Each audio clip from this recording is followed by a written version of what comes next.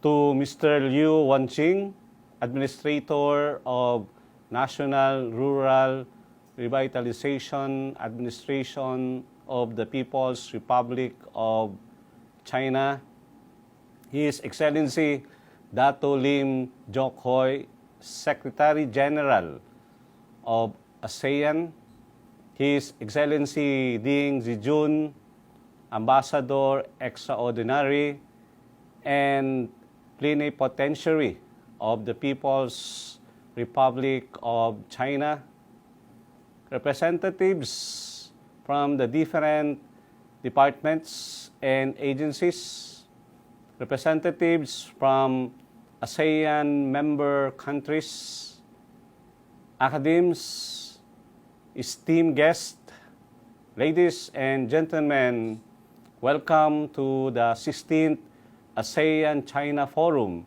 on Social Development and Poverty Reduction. I am honored to be here today and be part of a meaningful exchange between China and ASEAN member states about our experiences and lessons in our collective quest to reduce and eventually end poverty in all forms by 2030.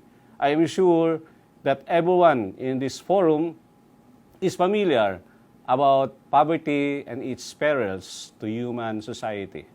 So today, I am going to share you our experience in the National Anti-Poverty Commission and how our lessons from the learning exchange activities have contributed in shaping the poverty reduction measures of NAPC as the poverty alleviation arm of the Philippine government, in which I am the lead convener and secretary. The Commission is mandated to coordinate, monitor, evaluate, and exercise policy oversight of the Philippine government's anti-poverty programs and ensure the meaningful representation of the basic sectors in governance. Recently, our additional task is to oversee and monitor the compliance of the different government agencies to the Magna Carta of the Poor, whose implementation plan, the National Poverty Reduction Plan, NPRP, is still under development. The President of the Philippines served as the chairperson of NAPC, and I was appointed as the lead convener since October 2018. During our learning visit, we have understood that from 1949 to 1978 is the planning, recalibrating, and replanning period in the history of China, wherein the foundations of land reform and rural industrialization were laid, akin to what we have in the Philippines, apart from our current land distribution program. The implementing rules and regulations, IAR, of the Magna Carta of the Poor, in which the Commission was tasked to craft just recently mandates to expedite land distribution to farmers and indigenous peoples. It also requires relevant government agencies to provide farm inputs, materials, equipment, and relevant trainings on marketing to boost farming in the Philippines.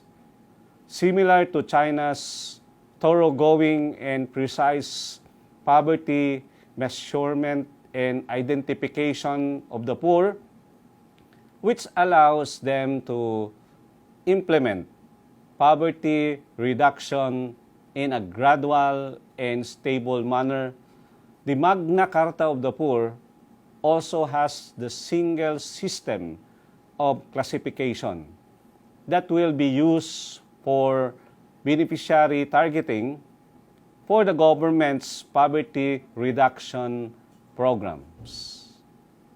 Through a community-based monitoring system on which a regular and precise data collection will be conducted every 3 years, a database of the poor will be developed.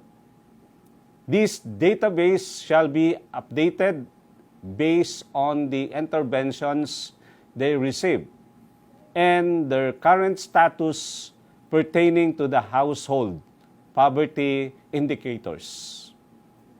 Our most recent engagement in these learning activities have affirmed our commitment to establish the Ka-Sambayanihan volunteers.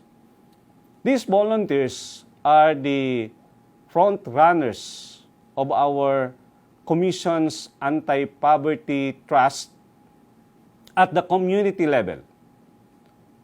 Through capacity building activities, we envision that these community-based volunteers will contribute in the monitoring the implementation of the Magna Carta of the Poor at the community level.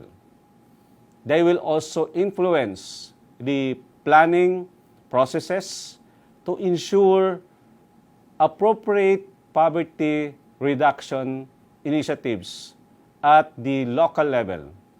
In just a few years of engagement with the ASEAN-China learning activities, with me as the head of the Commission Secretariat, we have learned a lot of things, whether through the affirmation of our current initiatives or by adopting effective anti-poverty strategies employed by other member countries in these forums. In that regard, we highly encourage everyone to meaningfully participate and support the strengthening of our continued partnership to fight poverty in all forms. Meaningful participation is a huge leap forward from simply participating. It entails taking in new information and using the information to calibrate and recalibrate our poverty reduction strategies and trust. We only have 8 years left before 2030. UN member countries have committed to attain the 17 Sustainable Development Goals, or SDGs, by 2030. And part of that commitment is to end poverty in all forms, everywhere. Although significant progress has been made in ending poverty, a lot of people are still at risk of falling below the poverty threshold as natural and human-induced disasters affect us due to climate change. And just recently, the COVID-19 pandemic has also caused a major setback on all countries' poverty reduction initiatives. Amid these challenges and to achieve our commitment to SDGs, there is no other perfect time to strengthen our learning exchange mechanisms than now. Should we seek a future without poverty, we must learn from our experience and the experiences of others. Implement, assess, and recalibrate our poverty reduction strategies to adapt to these changing times. Alas, let us not forget that poverty is man-made. It is also a shared experience among ASEAN China member countries.